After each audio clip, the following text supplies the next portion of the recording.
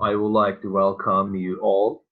Today, I'm going to do a brief highlight on a book called Globalization and its Discontent Revisited, Anti-Globalization in the Era of Trump by Nobel Prize-winning economist Joseph Stiglitz.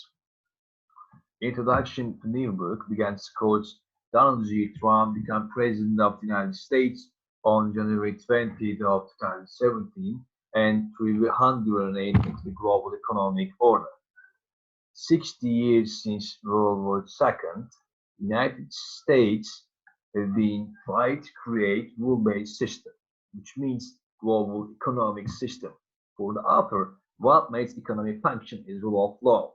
What is true domestically is also true for international. Means important to have rules by which countries govern their relations with other countries. What is announced is that Trump is not going to obey those rules. Trump is rejecting treaties that the United States had in the past. For Stiglitz, Trump is going to go from what is called multilateral system, where we all work together to trying to deal with country by country, basically throughout what has been achieved over 60-year period. Many people have been realized that globalization is resulting with inequality. Trump advantage of this discontent and crystallize it and enlarge it. What is the nature of discontent that globalization triggered?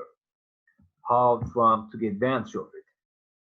For the author, the basic thing is that Trump blamed others for the problem the United States have in the past.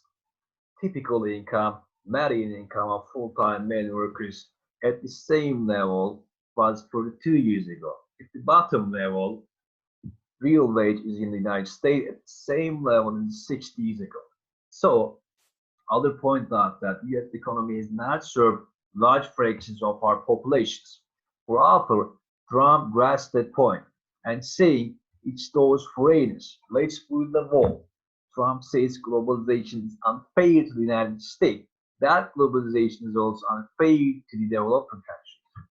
You go to sub-Saharan Africa, you see other places where U.S. took advantage of others. U.S. to question how could it be unfair to the United States and unfair to those developing countries.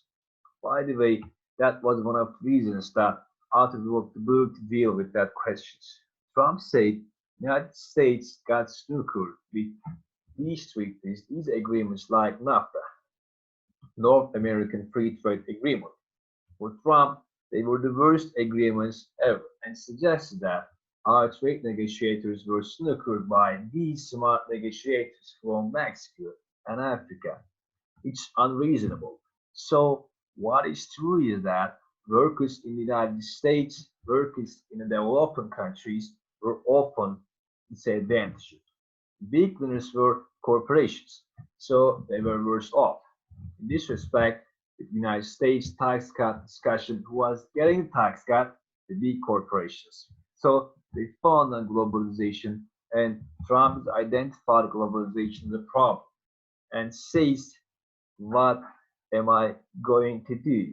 Give the people to shape against the interest of the workers. We'll give them a big tax cut and raise taxes for ordinary workers who are struggling with so hard. And authors say that there is a hope for by some people then in the history trickle down economics. You make economy pie big, everybody will benefit. 25 years after NAFTA, that's not true that trickle down economics doesn't work. United States have structured their economic policies to make sure we have shared prosperity, and you do not do that by giving tax cut to big winners and raising taxes. And those who haven't done the essential thing is that your economic policy has to respond to the way of our economic system is working. Why President Trump is unfit to serve? The decisions about where the economy is going are very complex. He does not understand and analysis for the author. He doesn't understand them and rather than approach this analysis. And there is a problem with the trade deficit. over 10 years, the real numbers of the trade deficit and the will be increased $500 billion and maybe so and maybe more than that. And the trade deficit once goes up and the and trade deficit goes up and the fiscal deficit also goes up. And the way this happens is true in the increase in the value of the exchange rate. So the problem of his are being the trade deficit he's going to make first. All of the trade agreements determine is which country we have deficit with. Trump approached this without any view of the threat, and he approached with this enormous amount of prejudice. You can begin saying we want to solve the problem when you have a mindset that is against Mexicans, against Islam. Islamists and so on. So the real problem lies on Trump's mindset to solve the economic problem and his insufficient knowledge about the economic needs. Thank you very much for listening.